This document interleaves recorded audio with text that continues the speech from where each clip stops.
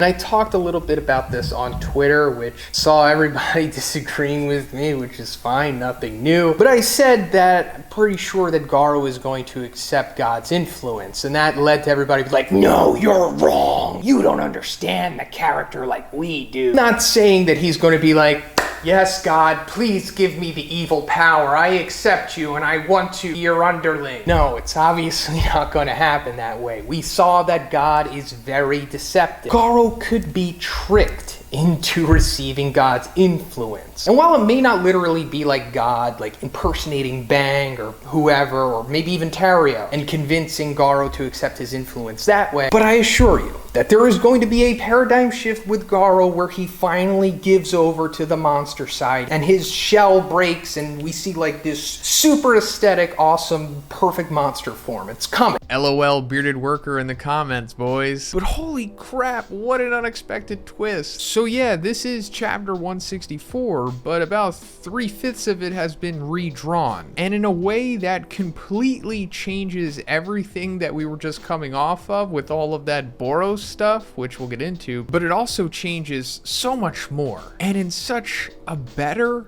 and more significant way. So at the end of the previous chapter, we saw that Garou had essentially accepted that he just couldn't defeat Saitama, and it eventually led them to going to this random house where they sat down and were gonna have like a little talk no jutsu session. And like I said in my previous review, I was totally on board with that. I thought it was interesting and it was very different if it was ultimately gonna go in that direction. It's possible that maybe this is what one always wanted and that conversation was going to lead to all of the craziness that was going to happen in this chapter. Obviously, I don't know. One never returns my texts, so I don't know what caused this big 180 in the narrative here. It's hard to believe that he kind of just sprung this on the fly. So either he always intended for this to happen, but he kind of just wanted to remove the connective tissue that was happening in the previous iteration and just decided it was better to get to this point now, or he had two paths that he wanted to take, and maybe he decided that the original one that he decided to go with wasn't necessarily the right one. First, let's talk about today's sponsor, and that's Fandomaniacs. So guys, Fandomaniacs is one of my favorite sponsors because they do a good job and they're really easy to work with. So they're a fun and quirky team who are obsessed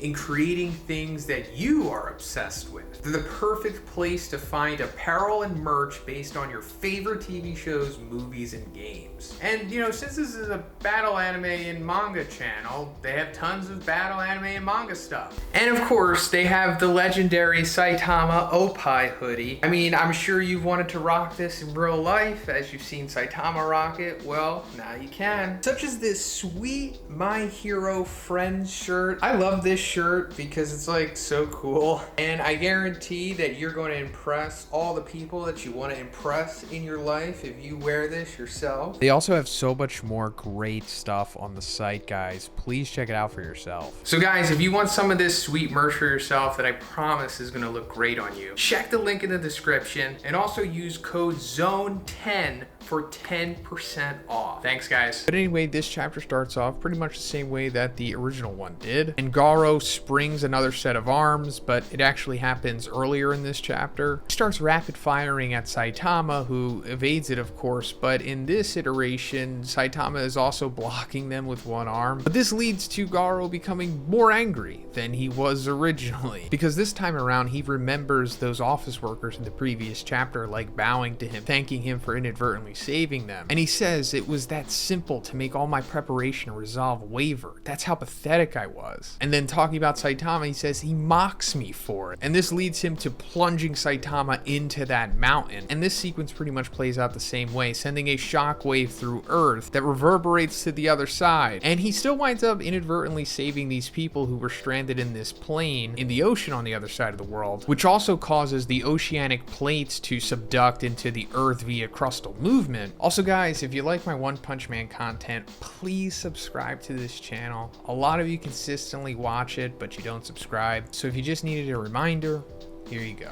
and it still unearths that dragon temple place that we saw. And it makes sense that one isn't removing this from the chapter because it's like pretty important. Because in the next page we see Blast here, but only a silhouette in another dimension still. And this is a huge change from the previous version, of course, because not only did we fully see Blast, but we saw a few members of his team. The elfish lady, the lion dude, and one of freaking Boros's race members. And it's fine with me. I'm just glad that we at least got to see it, because we know for sure that it's going to be that way. I don't think it's being like retconned here. They are for sure going to come back, but I guess one just felt it was too soon for that stuff. But anyway, Blast is saying the Earth's magnetic and gravitational fields are going crazy. A spatial distortion is creating a hole in the dimensional seal. He's gonna break through. We gotta hurry up and repair it. So I've talked about and explained what I think this seal is and why it ties into the dragon temple coming out of the ocean. I go over all of it in detail in my previous 164 breakdown, which I'll have linked right here. Please check that video out in case you're interested in all of that stuff, because I don't feel like talking about it all over again. But anyway, Saitama winds up hitting Garou with the consecutive normal punches again, and while he's getting pummeled here, Garou is remembering Sage Centipede saying to destroy the abominable fist that turned against God. I thought he was talking about me. And in the previous chapter I said that this was like an ambiguous statement because we didn't really get a concrete answer as to what was going on with that. And I assumed that maybe it wasn't Saitama at first, but then after we heard this I was like, okay, maybe it was Saitama. Maybe I was wrong and God was aware of him. And it turns out that, yeah, I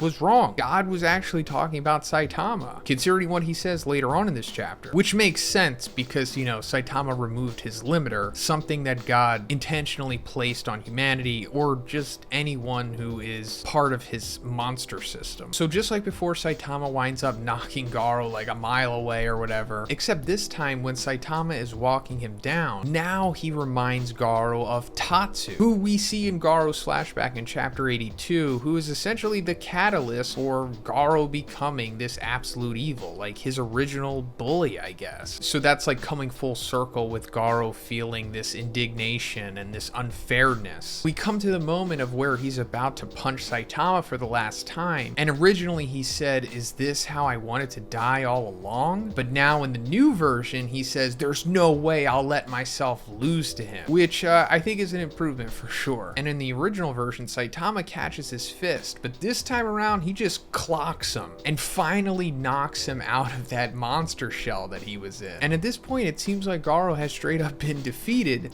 until God himself starts talking to Garou and he says, "I can hear you." And then this crazy cloud formation starts to form over the sea in front of everyone, and God's feet start coming through it and he's like walking on water. An analogy to Jesus, of course, just, you know, the whole deity contrast thing here. This is truly an incredible sequence. Like, I can't get over how freaking cool this is. And of course this goes back to what Blast was saying earlier in the chapter. The spatial distortion is creating a hole in the dimensional seal. He's gonna break through. So this isn't like him literally breaking through, but this is kind of just like a taste of it, because as we could see, everyone else watching this can't see God's feet, but they can see the big cloud spatial distortion lightning storm thing that he can create. But he's further speaking to Garou here, and he says, "Your deepest wish is now on the verge of falling apart into futility at the hands of a single hero." And then Garou, being Garou, is like, "Huh? Shut your mouth. You want to get killed?" And God's like, "There is only one fist that can counter the fist that is turned against God. What do you think that is?" And then Garou's like, "What are you trying to say? Show your face." And then it's none other than Bang.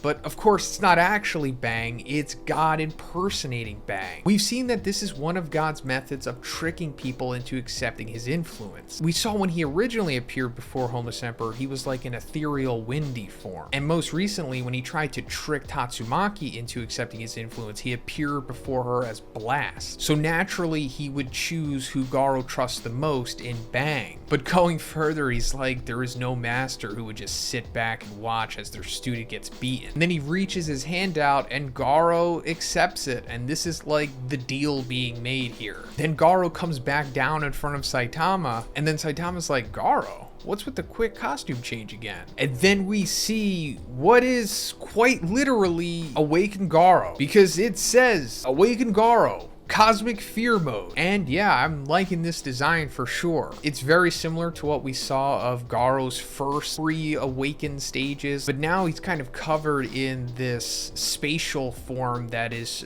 showing the galaxy or something. It's possible that these could be all of the locations that God has influence over. Like, these could be some of the galaxies where we see Blast's team coming from, possibly. Or maybe I'm just reading too deep into it and this is just a cool galactic aesthetic. Also Left Eye. But then Garou says something that can counter the fist that is turned against God. I guess that'd be the fist of God. Then he does like the perfect water stream stance. And that's the end of the chapter. So yeah, I guess this is it. Everyone who's been complaining about not getting a big epic Boros-esque fight at the end here, I guess we're gonna get it here. But this is super exciting, and I'm thinking that we are gonna get some of the big crazy feats as well, like the serious feats that we haven't seen yet. Won't go into that stuff, of course, but if you know, you know. But let me know what you think about this chapter in the comments, guys. And if you liked it, please give it a like. Please subscribe if you haven't already. Have a great day, and I'll see you in the next one.